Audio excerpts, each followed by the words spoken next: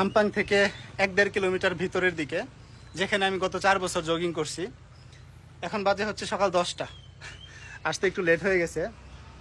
এই যে একটু হাঁটলাম, শরীরটা একটু ঘেমে যাচ্ছে দেখেন। তারপরে এখানে এত গাছপালা, এখন কিন্তু অতটা গরম না। এই গরমে বাইরে আসা যায়, হাঁটা যায়। অস্ট্রেলিয়ায় সিডনি শহরের টেম্পারেচারটা তুলনামূলক একটু ভালো। অন্যান্য জায়গায় ক্যানবেরা, মেলবোর্ন টেম্পারেচার তো আরও কম থাকে।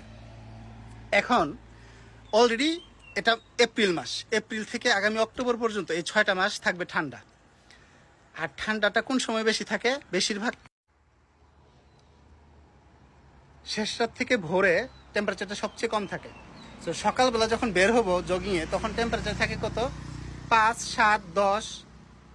এই টেম্পারেচারে বাইরে জগিংয়ে ঠান্ডার মধ্যে যাইতে একদমই ভালো লাগে না।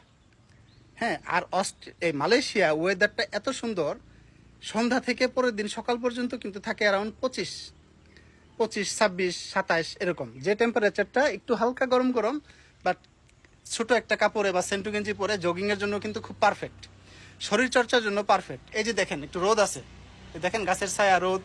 এই রোদটা যখন আপনার গায়ে লাগবে, ভিটামিন ডি পাবেন, আপনার শরীরের যে বোনগুলা ভালো থাকবে। অস্ট্রেলিয়া যাওয়ার পরে আমার ভিটামিন ডি খাইতে হচ্ছে।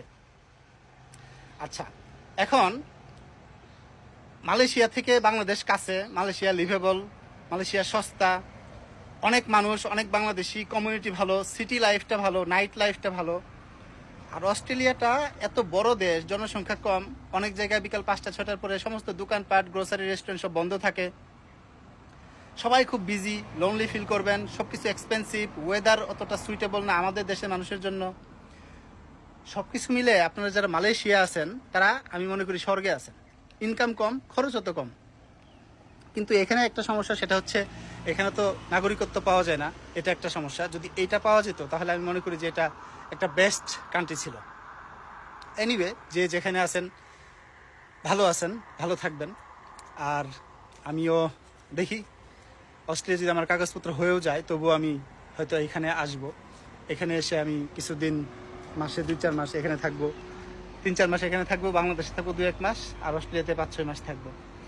অস্ট্রেলিয়া থাকার মেইন কারণ হচ্ছে ওখানে যদি সিটিজেনশিপটা পাওয়া যায়, ফিউচার জেনারেশন এস্টাবলিশড হতে পারবে। এই, তাছাড়া মালয়েশিয়া একদম পারফেক্ট প্লেস। আমি খুব মিস করি মালয়েশিয়াটাকে। বিশেষ করে মালয়েশিয়ার বিভিন্ন রকমের ফ্রুটস, ফুড, ওয়েদার, জগিং। এই তামান্তার এলাকাতে ছিলাম, এই এলাকাটা অস্থির অস্থির। হ্যাঁ, আল্লাহ। তো একটু পরে যাব বুকিত বিনতাক। বুকিত বিনতাকে থাকবো, সন্ধ্যায় আমার ফ্লাইট, সন্ধ্যায় ইনশাল্লাহ অস্ট্রেলিয়া চলে যাব। আবার ইনশাল্লাহ আগামী কুরবানি ঈদেও আসতে পারি, বা আগামী শীতেও আসতে পারি, মালয়েশিয়া হয়ে আবার বাংলাদেশ।